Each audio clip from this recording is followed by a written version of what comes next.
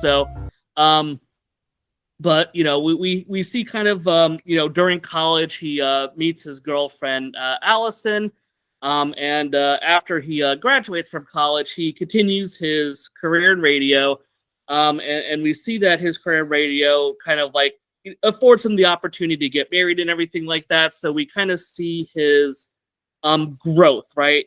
And it's kind of wild to me, like he's been to so many radio stations now. Like I said, I don't know anything about radio, but this dude had to work for like dozens of radio places. Like we've just jumped all over the place throughout the whole story. Is that normal? Like I don't know how much you know of radio, Luka, but that seems so odd to me how frequently he's like changing positions, going to different places, and it feels like it's all kind of like building up to have a career in New York.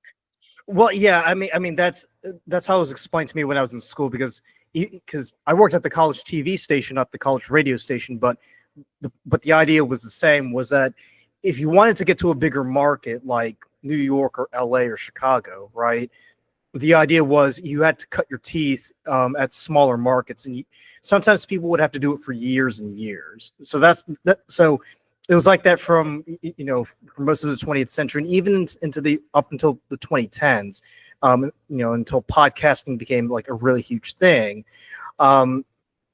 People who wanted to work in film or TV or radio, they had to spend years just like working smaller markets, kind of get the feel, learn how to do everything. Because once you got to a bigger market like New York, it was pretty much, you got to know your shit. You got to be on point, because we're not here to teach you. You should already have learned all this stuff when you were working in Cincinnati or St. Paul, Minnesota, or I don't know, or Las Vegas, right?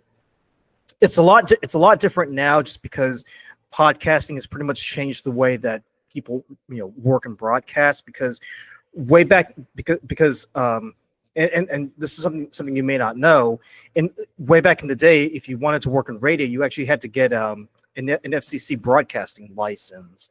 So you actually had to learn how to work the board and get licensed by the FCC in order to even get a job in radio. Whereas today in podcasting, all we need is a mic and a computer, and that's pretty much it. It's idiot proof, really. So and this is something that I heard recently, where Stern actually took issue with podcasters, and he said, well, you podcasters don't know anything. You don't know what it's like to work. You're supposed to, work in all these small radio stations and smaller markets and cut your teeth, and then you can be successful like me.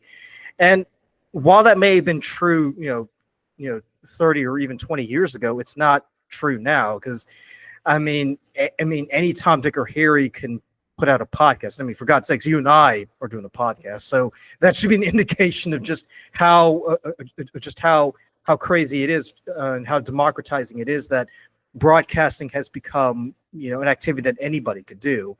I mean, for God's sakes, the Kelsey brothers, they broke 1 million views for having Taylor Swift on an episode that they did of their podcast like a few days ago. Did you watch that, by the way?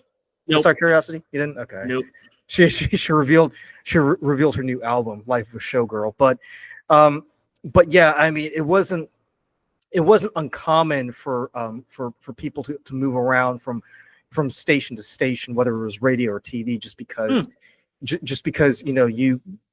one, it had to do with learning, because you had to learn how to put packages together and kind of make them presentable. But it was also about money too, because if you want to work in a small market like Detroit, for instance, and you're being paid, let's say $90, right? At some point, you're going to ask yourself, I can't really live on $90 anymore. Like where can I go that's going to pay me a lot more, right? So if a station in Milwaukee is going to pay you $100, then yeah, you're going to move to Milwaukee, and you just keep moving because one, you're chasing the money, but two, you're also gaining experience.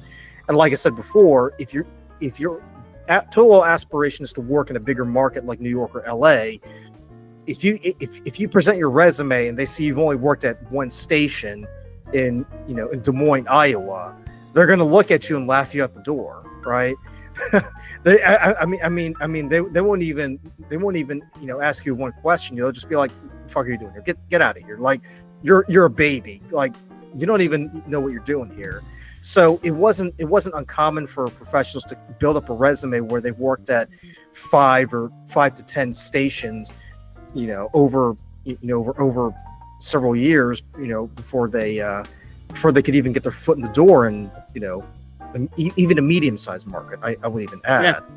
So yeah, I mean it's one of those things where thankfully it's not really that much of an issue these days, but I don't know, but that's because more people are turning to podcasting than there are to conventional radio and TV broadcasting. Yeah, and I think that's just changing markets, right? We've seen like newspapers, magazines, stuff like that's gone exactly. down as different things. So yeah, and that does make sense to me now that you put it like that, because you would want to make sure, like, if I'm going to get into a huge market, I'm going to have all these people listening.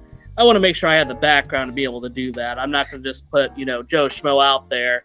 I'm going to want to get a guy that we know can, quote unquote, kind of pull in the numbers, so to say. So right, exactly. So he